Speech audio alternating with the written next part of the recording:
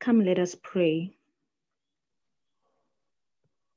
O Modimo ntate, o Modimo mora, o Modimo moyo halalelang. Jehova mabaledi wa holoka, ntata rona mahodimong. Re a go leboga mabaledi wa holoka, go robile le rona konyane ntle Israele, wa tlhola le rona. Re lebogela mabaledi wa holoka, motsotso le tshone re fumaneng konyane ntle Israele. O tla pela setšhaba sa hao le bana ba hao senatla se segolo sa legodimo. O tla o theola mantswe konyana mabaledi wa holoka. Re atametsa this session pela hao senatla se segolo sa legodimo. Re rapela o re nne wena ya re etellang pele monga bophelo. Re atametsa each and every person that is about to do mosebetsi o mo romileng ona konyane ntle Israele, o a kileng a supwa ke monona monga bophelo. Haebe wena o sebetsang ka bona konyane ntle Israele, le hoja re tla bona tshobotsi le ya bona monga bophelo, mantswe a tswa wena senatla se segolo sa legodimo. A tle re tse tsotlhe tseo ba fileng tsona hore ba tle ba di lokisetse monga bophelo, e no hore di tla aga ebile di tla tlisa phetogo maphelong a rona. Re o kopa re o tshepile wena seabisa matlhogonolo, wena o bakanyana ka go senang bokhutlo. Amen.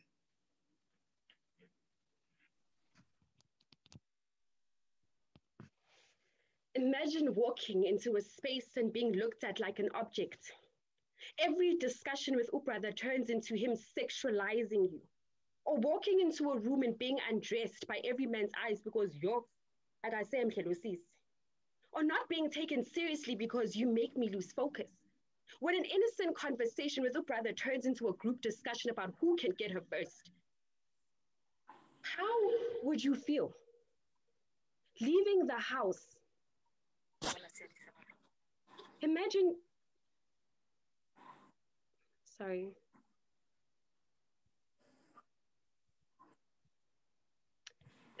walking into a space and being looked at like an object, where every discussion with brother turns into him sexualizing you.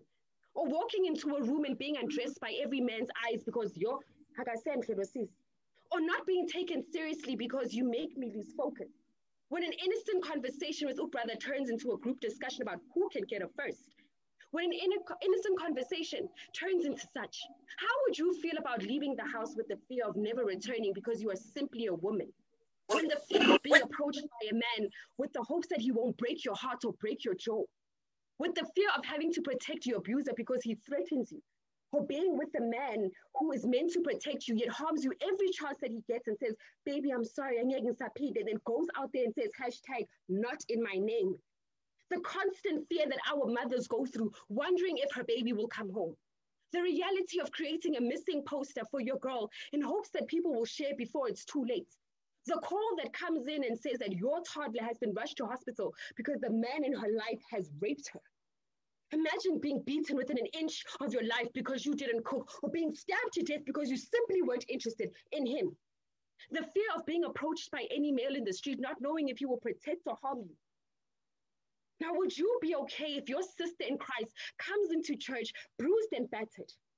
Would you be okay if you allowed your sister in Christ to walk down that dark path only to be taken by death? Would you be okay if you walked up to your sister in Christ and watched her prepare herself to fight with you simply because you may not say, Molo Sisunjani?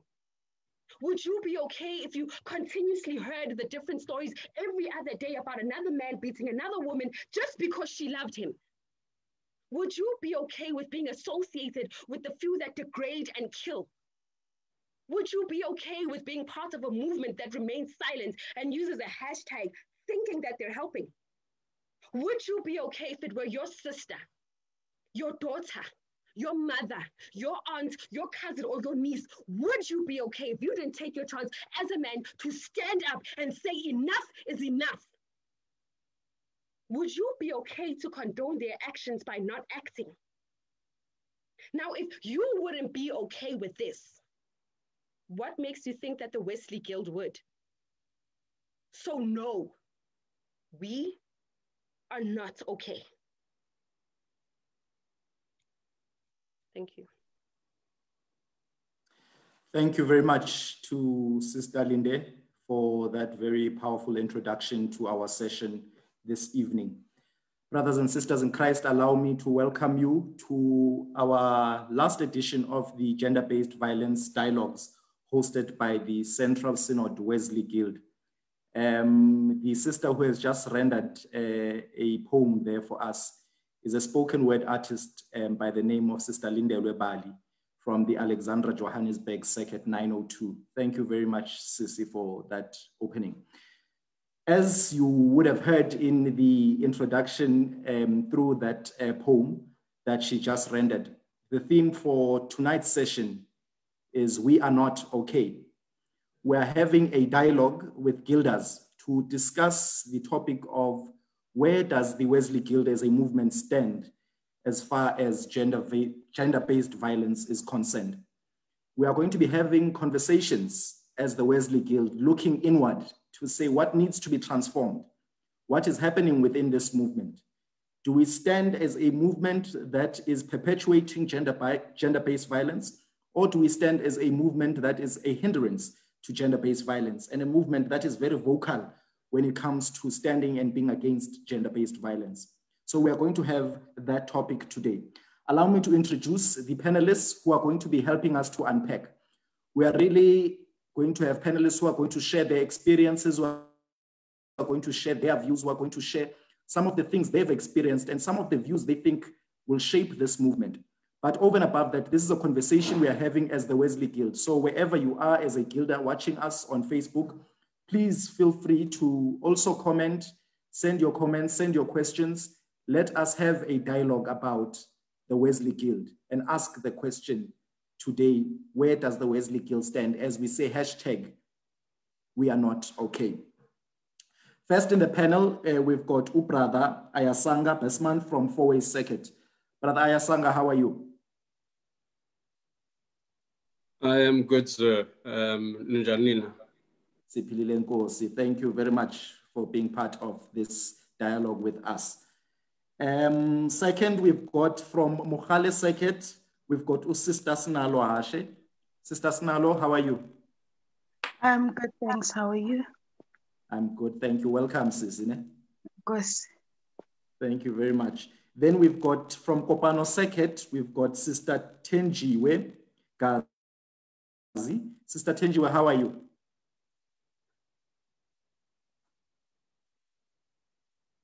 Sister Tenjiwe? Okay, seems she's still having connectivity problems, but allow me to introduce also from Golden West Circuit, we've got Sister Rekhumuditswe. Sister Rekhumuditswe, how are you? Hello, I'm fine, thanks, and you? We are good, thank you. Welcome to this dialogue. So we're going to have a discussion really with our brothers and sisters here who are just going to be sharing their experiences with us, who are going to be sharing their views with us. I'm going to give them each now a minute because they've been preparing for this session, and they're just going to share some of their thoughts where the Wesley Guild stands when it comes to gender-based violence. And as you would have seen in some of the posters we have put out already, they had shared some of their views as well, but they are going to just elaborate on some of these views.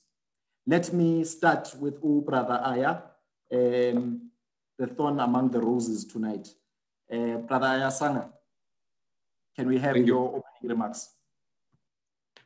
Yeah, well, when it comes to gender-based violence, I think it's a matter of the environment that we live in. It's about the people that we socialize with, the lessons that we learn as people, and especially as young men in those environments. The examples that we come to learn are the things that ultimately shape us. And I think it's important that we unpack and understand the environment we live in and how it influences us. I think the other part that we must never forget is that the general tendency is that hurt people hurt people. So namhlanje xa sithi sijonga kufuneka sikhumbule uba bakhona abantu abahlala bephila kwindawo bathi bakhupha intlungu zabo kwabanye abantu. So I think that's very important as a context into gender-based violence, the conversation itself. And I think it's important within the context of Wesley Guild in that corner, that we understand that people are people and they have a history and a context. Thank you very much, Brother Aya, for your opening remarks. Sister Snalo?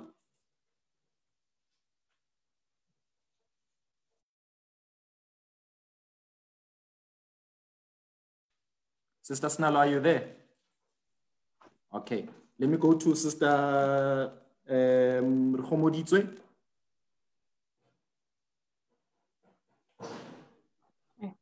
Gender-based violence, GBV, is a pronounced and unspoken problem in South Africa, imitated on almost every aspect of life.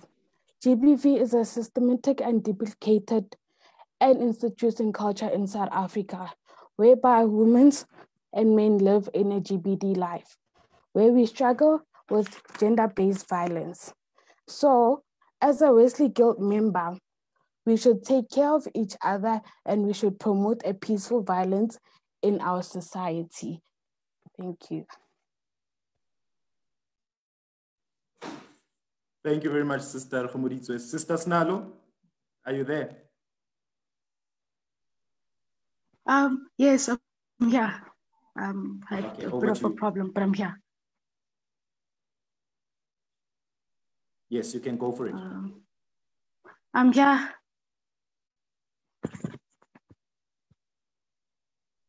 You can just give us your opening remarks, Sister Snalo.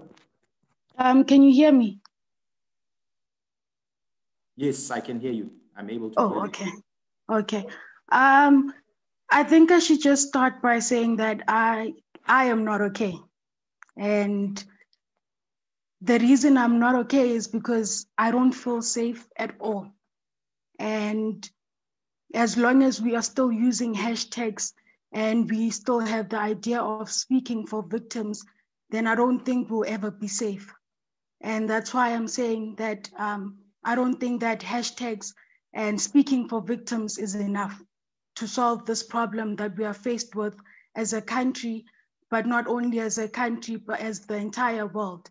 And as soon as we realize as Wesley Guilders that we need to do more and we need to do things we need to take actions that will have better benefits and that will show, that will, and at the end of the day, will basically lead to us not having to deal with gender-based violence.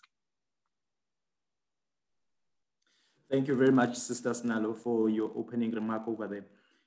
The first question I want us to get into as the panel, and even those who are watching on Facebook can begin to comment as well and give us their inputs, is the question of whether the Wesley Guild is guilty of perpetuating gender-based violence.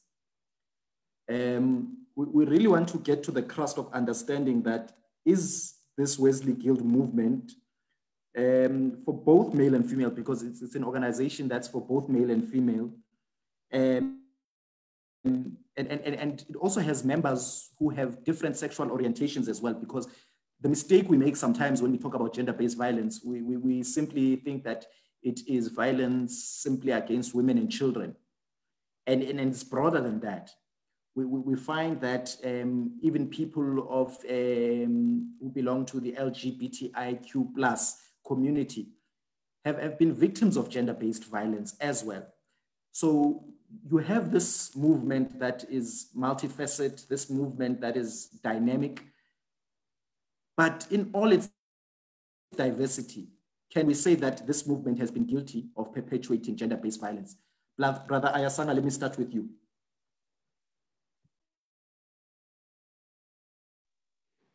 Zando, you guys are when there are roses and you come to the thorn. But I think to answer your question, I don't believe the Wesley Guild has been a hindrance or is perpetuating gender-based violence. But I do think that we need to be careful of the things that we do and we allow to happen within the space of a Wesley Guild. I haven't observed personally gender-based violence within, I guess, the socialization that I've had. But I do obviously note that I speak from a perspective of a man. And some of these things, I guess I speak from a position of relative privilege and bias, I guess. So, which is something that I'm obviously aware of and constantly need to deconstruct within myself. Thank you, Mhlekazi. Rekhomoditswe, what's your take here?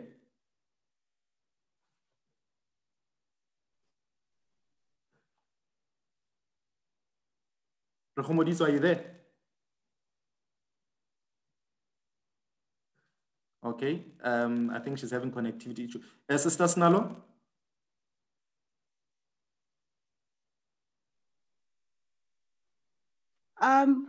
As brother Ayasanga has said, I think I'm in the same boat as him. I wouldn't say I've experienced or I've seen gender-based violence within the Wesley Guild, but I think the one thing that we can then do is to just get Wesley Guilders or just create platforms where we can start discussing these issues more and maybe.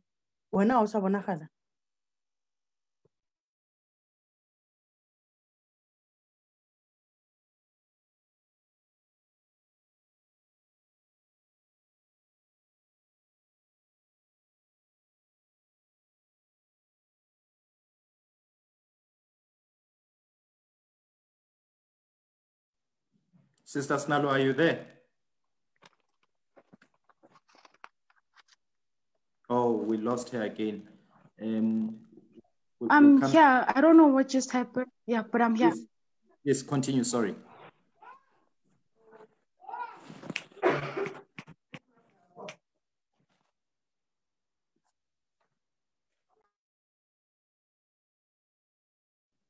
Sister Snalo, you can continue.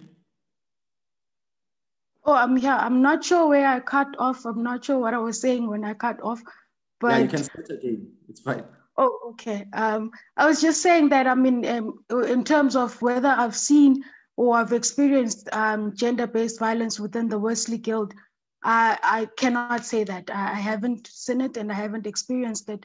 But as we are now speaking about these things and we are trying to find solutions and trying to come up with ideas and ways to make it work, I think maybe creating platforms, more platforms for Wesley Guilders to speak up, for Wesley Guilders to come together and speak about their problems and get the help they need, then maybe that will be our way of kind of hindering gender-based violence within our societies and also within the church. Thank you, thank you.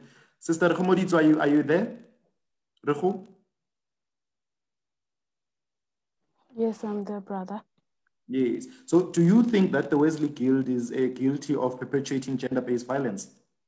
This is a yes and no answer. The no part of it is that I take it I wasn't killed in a platform where young people are able to express themselves. Their feelings without any fear. When you favor depending on the leadership is encourage young people to be independent. Obviously, you know that the generation of today is so cruel whereby they do allow the GBD. Thank you. GBDF. Thank you for your input, Sister Rekhu. The one thing I want to start with, perhaps to even get to it so that we even get your views. And I want to start with Sister Rekhumoditso as well, and then I'll come back to the other panelists. As a female in the Wesley Guild, Sister Rekhu, do you feel safe in this movement?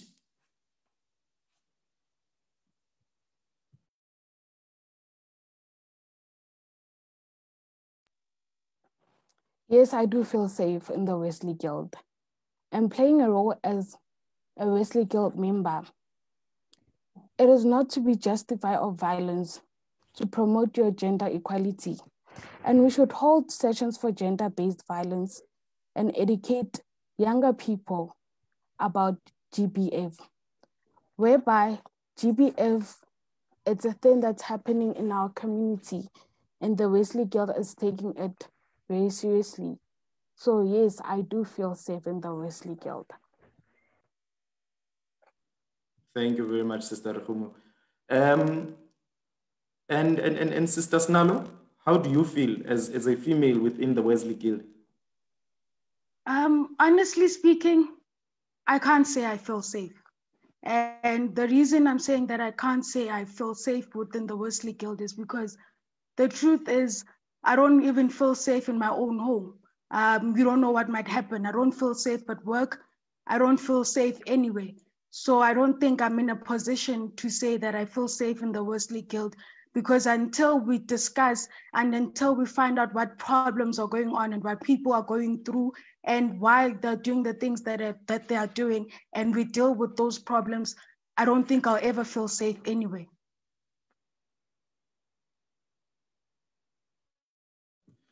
Thank you very much. Sister Tenjiwe, thank you for joining us. How are you? Sister Tenjiwe, are you there? Okay, we'll come back to Sister Tenjiwe. Brother Sanga, for me, it becomes very difficult when I hear a sister say that within this environment that we are journeying with together and as part of this movement, she does not feel safe. The question immediately I ask myself is, how do we then, as brothers within the Wesley Guild, create a space where our sisters like Sister Sinalo can feel safe?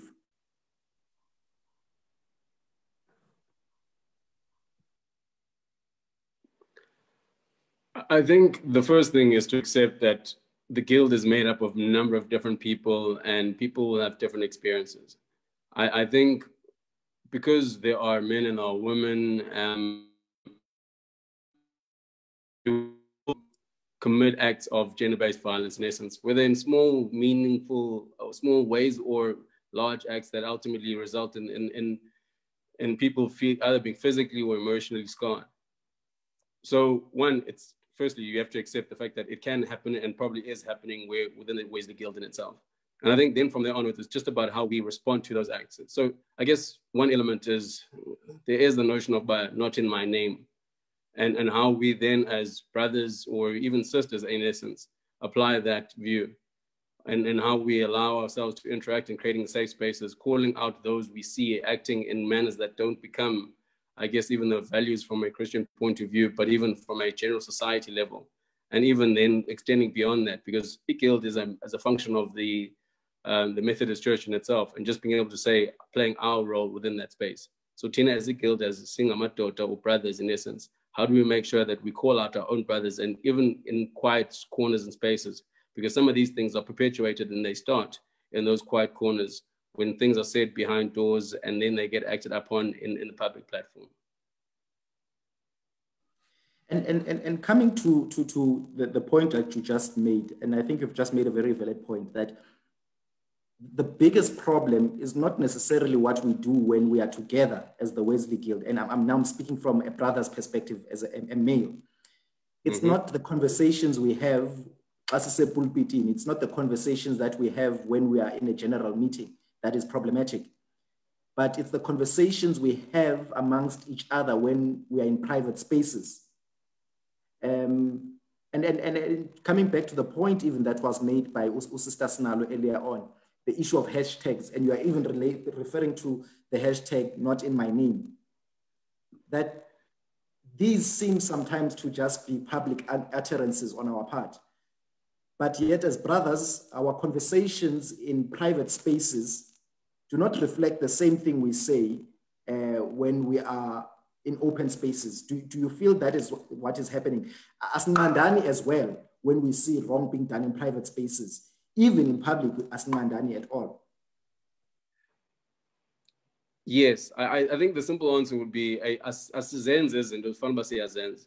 And I'm also careful not to be a hypocrite, because often you will have your conversations with Ndwana or whatever the case may be, and certain things will be said, and sometimes they cross the boundary. But when you come back and you have a conversation of this nature, and it becomes something, and you start to realize,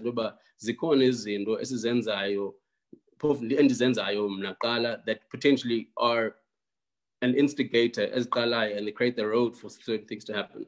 So it's important, firstly, for me to look at myself and introspect and say, where do I then stop the buck with me? Then from there onwards, it's just a matter of saying, okay, how do I then make sure that on an ongoing basis, I look at Indangazam, I look at people around me, and I play that role actively. And sometimes it's obviously scary, because hey, no, it looks upon, you frown upon, so you may get certain stigma. But we can't afford to allow certain things to people to feel that they can't act and do the right thing purely because they're afraid of what might happen to them. It's no longer about us anymore. It's about society. It's about the women in the world and that feel that they can't trust and walk out in the streets safely. Thank you, Brother Sang.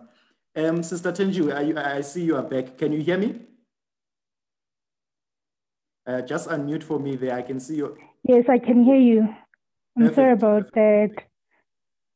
Let me quickly bring you into the conversation here. Firstly, we've spoken about whether the Wesley Guild as a movement perpetuates gender-based violence. What's your take on that? Yes, I do think it does. I think as brothers and sisters, we are enablers of gender-based violence in the sense that when things are done in the movement, we keep quiet. When we see in our circles brothers who are older, dating kids who are starting out in the movement, we keep quiet, and in that sense, we become enablers of the behavior.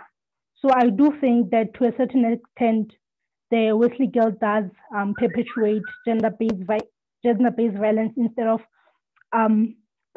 prohibiting it. And that's, I think, and that's the sentiment that flows as well. The one question I was asking, and Sister Snalo was just responding now, and she said she does not feel safe as a woman within the Wesley Guild. In fact, she does not feel safe anywhere in the country, not in her home, not in her place of work. How do you feel about your safety within the Wesley Guild as a female? I do echo the very same sentiments as Sister Sinalo, because when you're around males, first of all, you do not know how these people will react to things. You don't know how they are looking at you. You don't know how they are thinking, looking at you. So it's that thing of, am I safe? Is something gonna happen? Like, you keep looking over yourself, you keep looking over your shoulder. Am I, addressing this brother correctly? Am I leading him on? Like, the way that I talk to him, is it something that will make him think, I'm on to him? It's that thing of constantly having to look over your shoulder. What am I doing that will tomorrow people will say that I was enabling this brother, I was leading him on, or I was, doing something to deserve a certain behavior. So I don't think we are safe in a space where there are men, basically. And I think your comment is very it's connecting with what one of our Facebook viewers is saying, Ukamukhelo.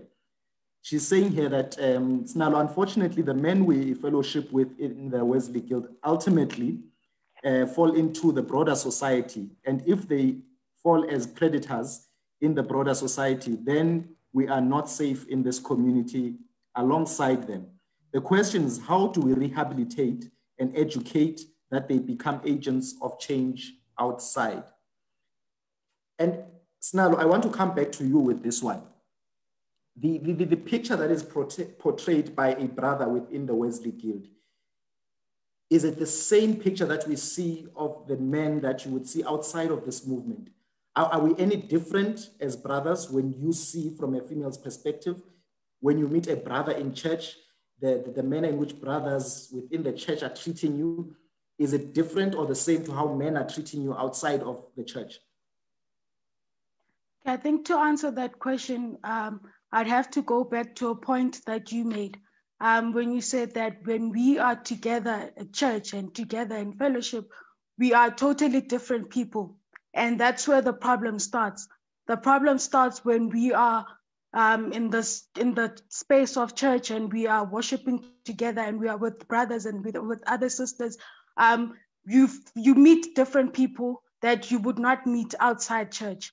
So as soon as we leave that building, as soon as we are no longer with the other brothers and with the other sisters, people can change.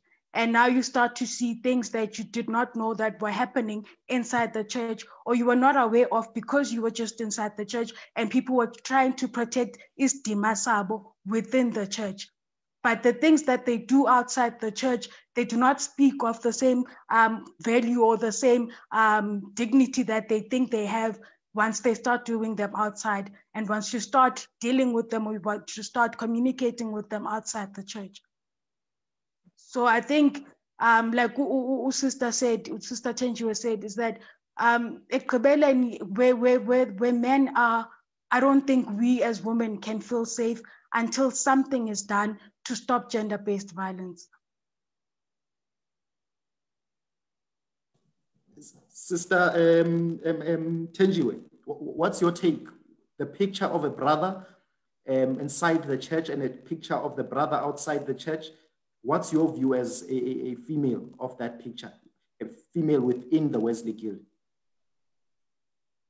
I think it's like Sister Sinalo is saying, brother, like people in the church behave accordingly. They behave the way you expect them to behave in that space. But once you go into different areas, once you take up the uniform, people start, showing you different side to themselves. So I think it's a very difficult one, because people they pretend when they're wearing uniform, they're different people in uniform as compared to outside. So basically, I'd say that men are the same, whether it's outside or inside. It's just that they act better in certain spaces, they behave better in certain spaces, but once they are outside of those spaces, they are able to show their real self. Oh, it's a very tough conversation we are having here, and I think it's very important that we get to hear these truths that are being spoken by sisters, and it's a difficult reality that we're facing, that we have a long journey ahead of us if the men that are within the movement are not change agents outside of the church, that yet we still perpetuate the same thing that we are fighting outside of the church. It's difficult. Then it brings to question, why does this movement exist? And then it worries me, because it means then that this movement then is perpetuating the toxicity, the toxic nature of gender-based violence within society. And it means then society is in trouble, because society is relying on the church to be the engine that moves people from a particular point to a particular point. Yet if the church is the one that is breeding the kind of men that are being seen in society, then we have a serious problem. Sister Reho, are you there? I want to bring you into this conversation. Sister Reho? Okay, I'll come back to Sister Reho. Brother Sanga, you are hearing our sisters are talking. And I see Brother Tobani in Facebook is saying that he believes it starts with the conversations that we have as brothers in our own spaces, which is going back to what we said earlier on.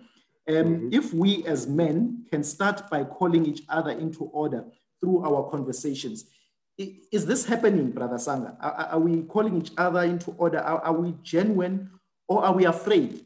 Because the problem is, even if you are not guilty of gender-based violence as a man, but in spaces where you are seeing other men doing these things, and your silence in itself, in my view, makes you guilty. Are we calling each other to order?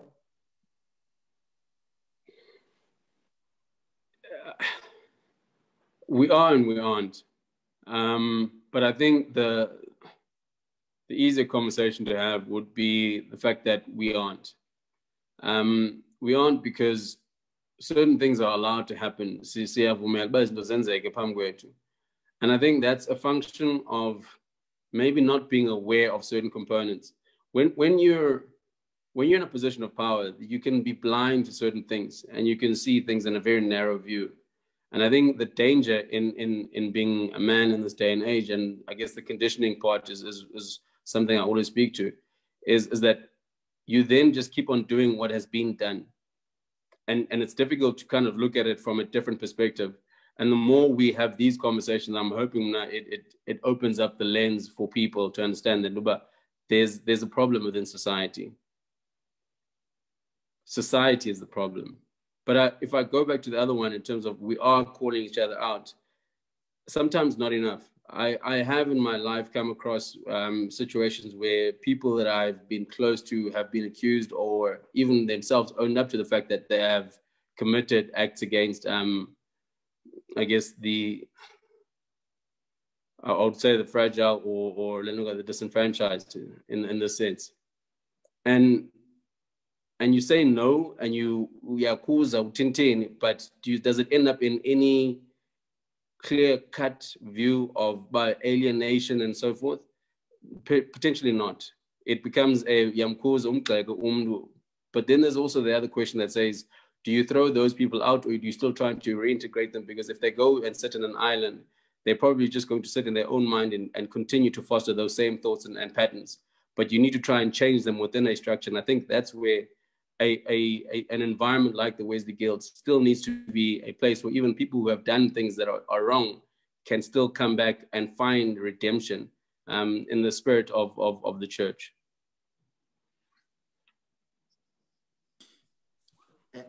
And thank you for that, Brother Sang. I want to know, Sister Tenjiwa again here, based on the point that you are making, that the Wesley Guild as a movement should also be a space where people can be rehabilitated. And the question I have, Sister Tenjiwa, immediately when Brother Sanga says that is this movement, that is the Wesley Guild, really a movement that is focused on transforming young people's lives? So when we stand and we talk about desiring and talking about the aims and objectives of the Wesley Guild, when we talk about these aims and objectives, are we serious about those aims and objectives influencing people to transform and be transformed so that they become agents in society? So do you feel we are there as the Wesley Guild, Sister Tenji? I want to bring you in there. Do you feel we are there as a movement, that we are prepared to transform people's lives?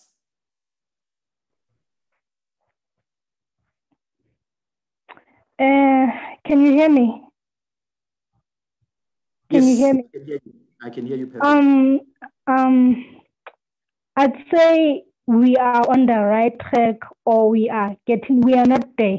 We are definitely not there.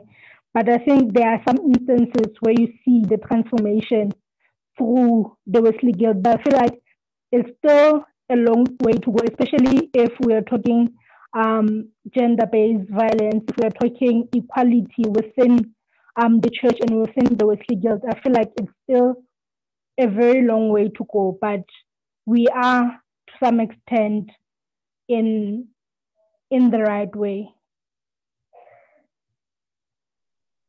Sister Snalo, what's your view? Are we there as the Wesley Guild?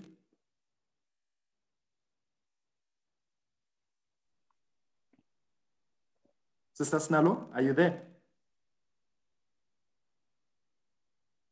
Okay, I think she's still reconnecting again. Brother Sanga, what's your view? Are we there as a movement? Are we at a space where our programs speak to transformation?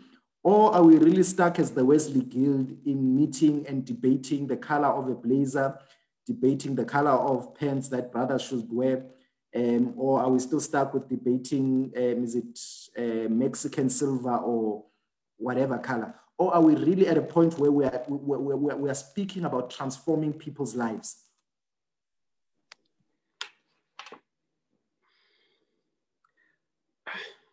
Transformation is something, for me, that starts within. You can lead a horse to water, but you can't make it drink. But I think, I guess the point of the movement is as many horses need to be led to the water.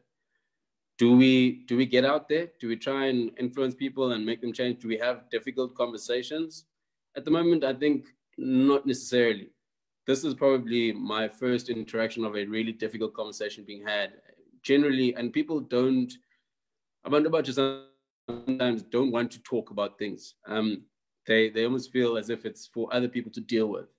And the unfortunate part is that the youth are the ones who are meant to shape and form the world. Sometimes we sit and we allow and we expect elders to be the ones to do so. But if you're a gilder, you're in your teens, you're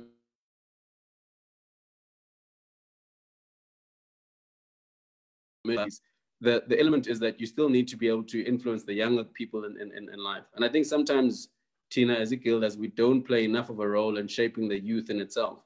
And I think that's something that we can do more. And that may not be transformation in itself, but it's also just making sure that prevention is better than cure. So how do we make sure that we're changing the world and transforming it in that sense, instead of just taking things that are already broken and trying to piece them together? Thank you, sir. Sister Reho, are you there? Can you hear me? Sister Reho Modizwe? Yes, Father. Yes, what's your view? Can society trust us as a movement? Are we serious enough as a movement to be responding to issues of gender-based violence? Are we serious as a movement? Are we taking our programs to that level, or you don't think we are there? Brother, as a movement, I feel like we have our up and downs whereby sometimes we're serious, sometimes we're not. As you said, we would sit in a meeting, debate about blazers, about changing uniform, whereby we should be out there changing our lives about GBV. So I feel like we should help people and stop debating about changing our uniforms. As people, we are a movement. We're not here to play. We're here to be there. Thank you, brother. Thank you, Sister Rukhumoditsu. Sister Tenjiwe, I want to get your view here. How do we now begin to influence Wesley Guild members to be these change agents in society? Because I'm of the view that if we are not transformed as Wesley Guild members, and we ourselves cannot look at ourselves in the mirror and see the kind of men and women, I want to say men and women, who are able to influence society to such a point that society feels that if we are not like those people that call themselves Wesley Guilders, if we are not like them as young people in society, there's a problem. If we are not like those young people who call themselves Wesley Guilders, there's no hope for us. If we are not like those young people who wear the uniform that is blue, royal blue, there is no future as society. How do we begin to become these change agents who, not by what we say, but how we interact and behave, that young people want to be like us, so that even men who are perpetuators of gender-based violence feel called to be changed when they interact with us? How do we get there as the Wesley Guild? What's your view? I think it starts by us as a movement. We need to be intentional about change. We need to be intentional about what we want to achieve. And we need to really have this conversation, difficult as they may be. We need to have these conversations in our circles, in our societies, and in our synods, in a sense that we need to be in a place where our programs are not just, for example, you go to Wesley Guild on Wednesday, you find young people playing. Playing is nice, but we need to be in a point where we can talk, where we can, have such dialogues at society level, it becomes easier to then take these conversations to the circuit and ultimately to the synod. We also need to be in a point as young people where we are not scared to speak in a church. We need to be in a point where when we go to meetings, when we go to CQMs, we are able to challenge status quo in the church. That way it becomes easier for us to influence change within our movement and within the church itself. Thank you for that. Brother Sanga, what's your take? How do we get there as a movement?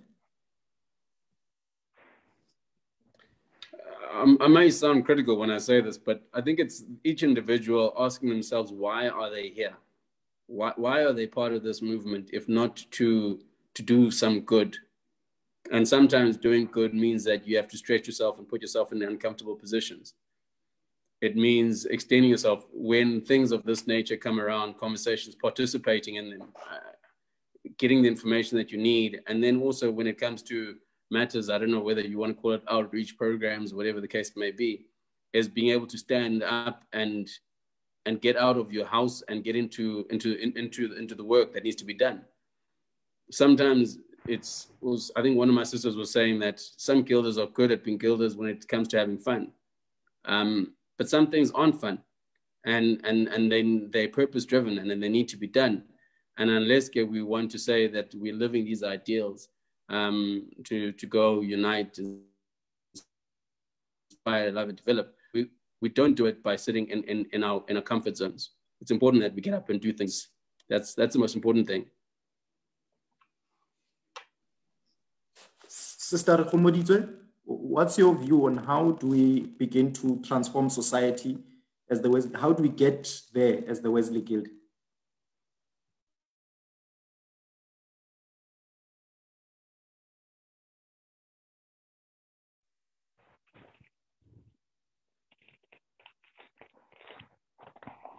Sister Khomoditswe, can you hear me?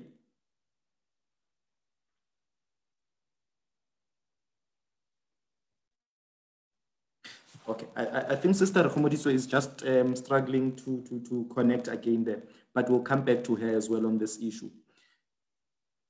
Sister Tenjiwe, you spoke about being intentional, that if we're intentional about change, then change begins to happen.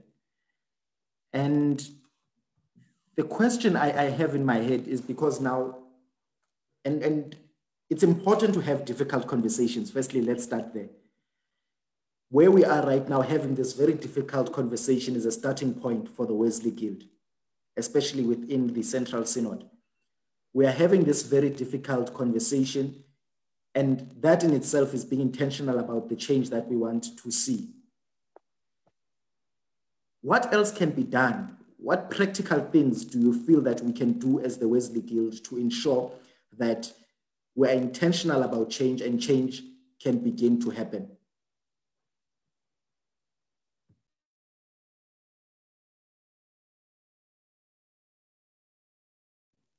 Sister Tenjiwe, are you there? Just unmute there.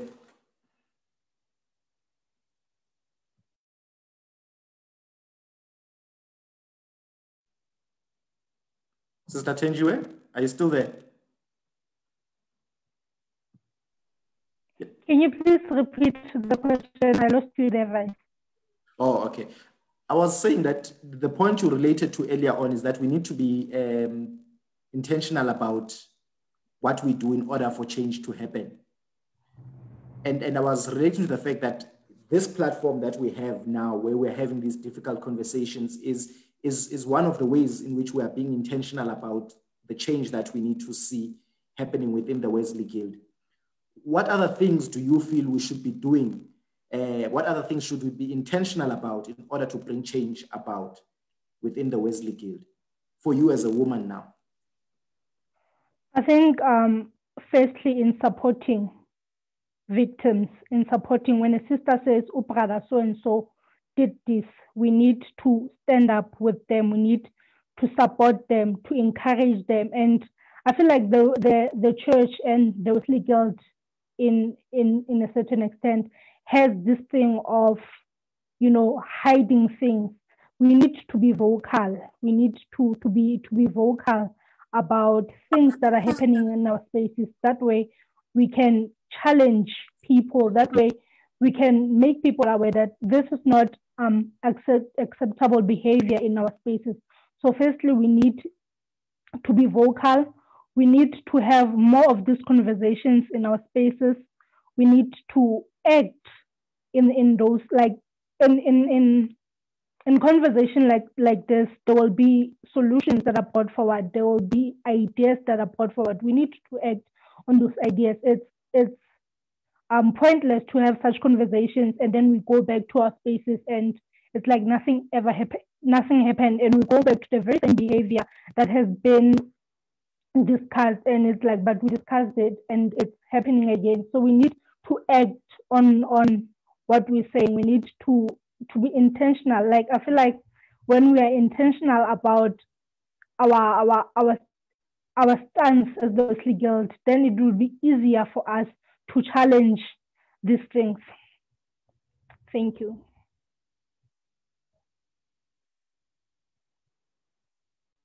Thanks, Sister Tenju. Sister Snalo, are you back? Can you hear me? Yes, yes, I'm back. Okay. The conversation we are having here, I was just asking Sister Tenju as well, that having this conversation on this platform is us being intentional about bringing change. What things do you feel should be done within the Wesley Guild to make sure we bring this change that we need? Okay, firstly, I think the platform, these types of platforms are something that we need to continue doing. But also we need to create spaces for victims to come and be able to speak up and be able to tell us what's wrong, to tell us what happened to them. And beyond that, we need to create spaces where the people that are doing these things, the people that are the causes of gender-based violence, can also come up and tell us what is wrong with them. Because in all honesty, I don't think there's anyone alrighty who can do the things that are happening outside there. And so we need to make and create those spaces and create those platforms for them to also come and tell us what their problem is and help them deal with those problems and tell us what they need from us so that we can help them deal with those problems. Thank you very much. Brother Sanga, I know when I introduced you earlier on, I said you were the thorn among the roses as well. So this was bound to be a very difficult conversation for you and I. Because the reality is we find ourselves being men in this country, and men have not done right by our sisters. And we find ourselves being part of a movement where our sisters don't feel safe at all. And this has been partly because even those who claim not to be perpetuators of gender-based violence find themselves being perpetuators by simply being quiet. Do you feel that there is space within the Wesley Guild for brothers who are against gender-based violence and who want to fight gender-based violence, space for them to vocalize without being labeled babathanda indaba zabantu, or being labeled whether they are weak or being, is there space for us to freely be brothers who are active within the Wesley Guild? Is this environment conducive for brothers who are against gender-based violence to be vocal?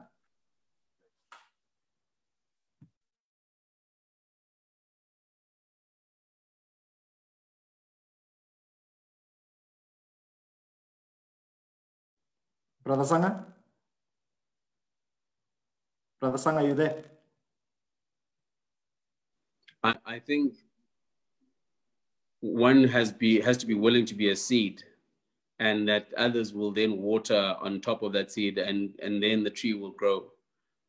I believe brothers need to have to be courageous and stand up for the right things. And by so doing, I think there are enough sisters within the movement to stand with those brothers, if other brothers do not stand with them. And it is not a wrong thing to stand alone sometimes for the right thing and to be a person who has conviction. So I encourage my brothers to stand up and be willing to do so. And as much as sometimes you may find that the Wesley Guild is not conducive to that, it's important that you create the space. And if you feel that it is not there, and I think even for brothers and sisters who are walking the journey with us, it's important that when people do come out and they speak and they try to create the space as men, as potential perpetrators of gender-based violence in whatever shape and form, that they then get heard and it's given the right attention.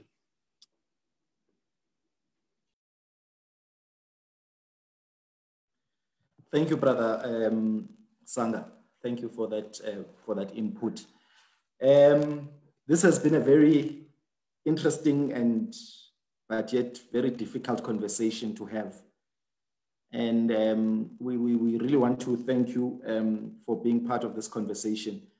I must also acknowledge those who have given us their comments on Facebook. I just want to read a few here. We've got Sister Ntabise Munwano who says, "We are not okay. We are very scared." And I suppose she's also just adding on to the sentiments that have been shared by some of our sisters here. We've got Unezi, highly favored, Uti. "It's unfortunate that one person has different characters. We can't really identify the genuine ones and the monsters. Hashtag we are not okay." We've got Babes Masike, who says, "Sister Tenjiwe Gazi, you are spitting truth and fire."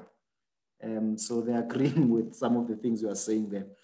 We also have Sister Nomzamo here, who's saying, "I agree with Sister Tenjiwe. Predatory behavior show themselves whenever you find yourself in a more isolated setting with a brother. However, the microaggression are evident even within the church setting. It's a very subtle thing of making you uncomfortable with a look or a comment. The thing is, as women, we've taught ourselves to stop overthinking things until it's too late. Hashtag we are not okay." And then there's Sister Simpiwe there as well, who said, "They hide behind the blue blazer. We are not safe even in our worshiping space. Who are we to be scared all the time as women?" So these are just some of the comments as well that have been shared there, which show that this is a very difficult conversation because the reality is that our sisters don't feel safe. As a movement, we have a lot of work to do in making sure that we become change agents in society, and that we also make sure that the Wesley Guild is an environment that is safe for women, safe for brothers and sisters who are also victims of gender-based violence. And I agree, we need to create spaces where people can come and talk about the fact that they have been abused and seek help within the Wesley Guild. And I agree with Brother Sanga as well. We need to create space within the Wesley Guild where people can also find a space where they can be rehabilitated by the Wesley Guild to become the type of person that society needs in order for change to happen. So I'm just going to give our panelists just a minute to share some of their views as well in closing, and they'll give us their closing remarks. And I had said to them earlier on, when you have a debate of this nature, maybe the view you came in with will end up being different to the view you leave with, because some of these discussions seem to transform us and challenge our thinking as well. So I'm interested to hear what the closing remarks from our brothers and sisters are. Sister Rekhomoditswe, can I start with you?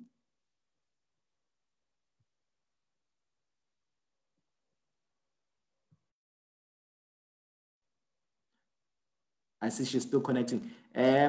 Sister Snalo, are you there? Yes, I'm here. I think my closing remarks would be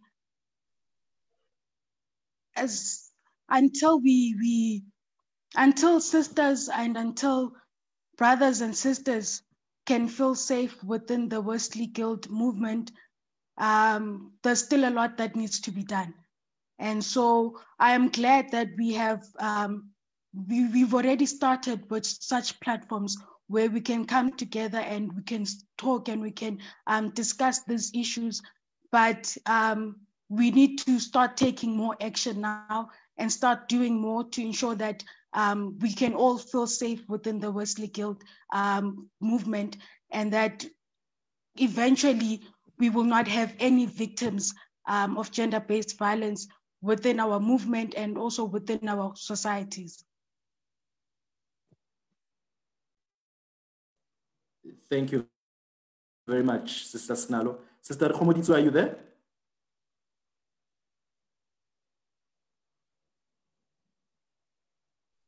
Yes. Yes, brother. Can you please repeat what you said, brother? Yes, we just want to have your closing remarks. If you can give us your closing remarks.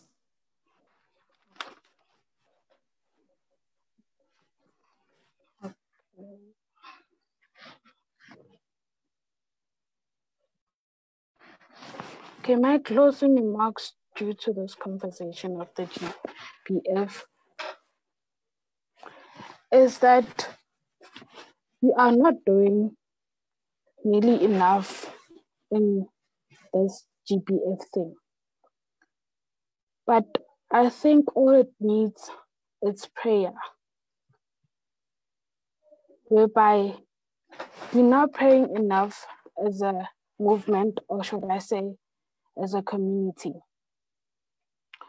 So this GBF is a problem whereby it can be sorted very quickly.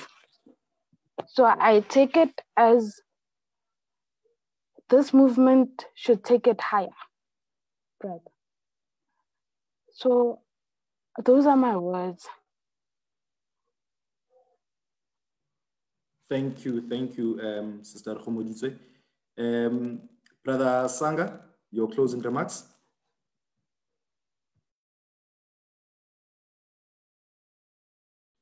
Thanks, Budi. I think, firstly, thank you for the time and the conversation. I think even some of the things that the sisters have said have kind of opened my eyes. The idea that women are not okay is something that is real. And I guess they're not okay because our environment, our society, our community is not okay. And accepting that is one of the key cornerstones. And then from there onwards, it's just making sure that we take an active part. The idea of hashtags obviously is definitely not enough. And I think for me, just the call to people to be more active and be willing to participate and get out and do things is probably the key element. And sometimes it starts with conversations that are sincere and they're honest. And I think this has been one of those experiences for me. So I'm grateful for the platform just to actually just preach the health, so to speak, and then take this forward. So I hope this doesn't become something that just has happened in isolation, that when one goes back to a circuit or society level, that these conversations continue to happen and that we do find that change actually does happen. And I think it's important that we see that through, and it doesn't just become something that just, was just during COVID times, we suddenly took time to focus and see things in a different light, but it actually does make a difference. Thanks. Thank you, brother. Sister Chenjiwe, can we get your closing remarks? I think just to add to what brother is saying is that hashtags are not enough. Prayers, we can pray until we are blue. We can have hashtags. We can have these campaigns. We can wear black, all black Thursdays. We can do all those things. But until such a time,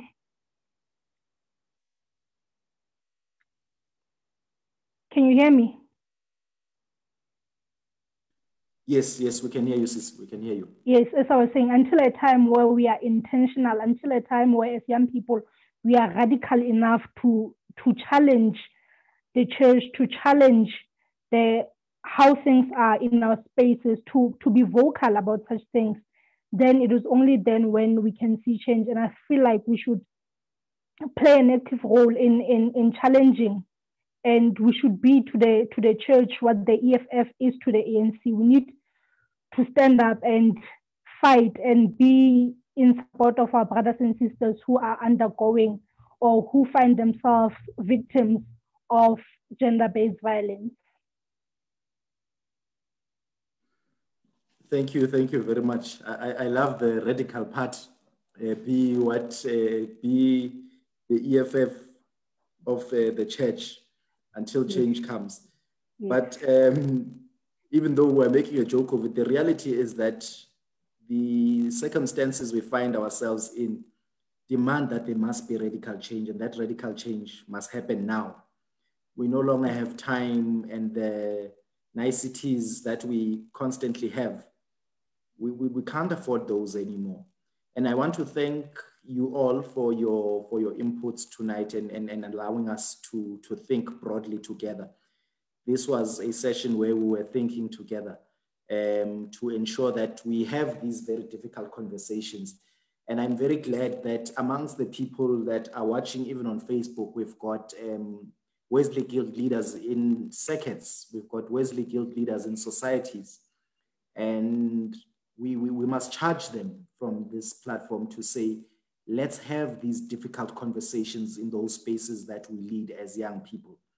Let's have these difficult conversations, because only then will we be able to introspect and see where we have gone wrong and correct ourselves, so that we become a movement that shapes society. And from this conversation, really, I am picking out that we seem to be a movement that is shaped by society. We are not a movement that is shaping society. If the behavior that is perpetuated in society when it comes to gender-based violence is happening within the church, it means then that as the Wesley Guild, we are failing to be a movement, because when you are a movement, you are an institution that transforms society, that allows society to think in a different way.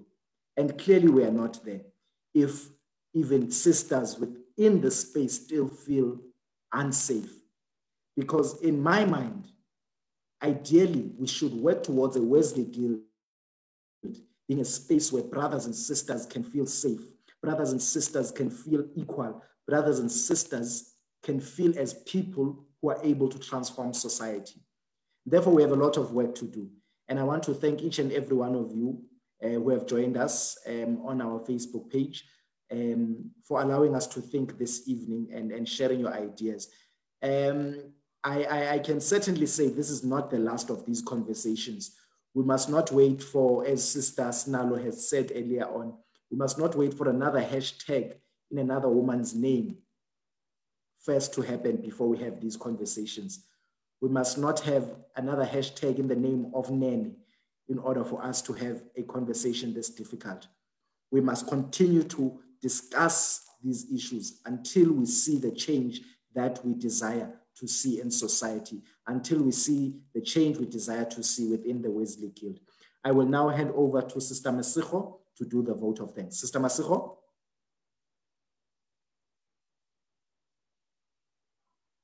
Okay, she seems to be having connectivity issues. Oh, there she is. Thank you, Sister Masigo. Good evening, brothers and sisters.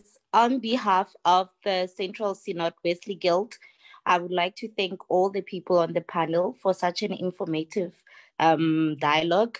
I think not just only brothers, but also as sisters, we've learned a lot from this dialogue.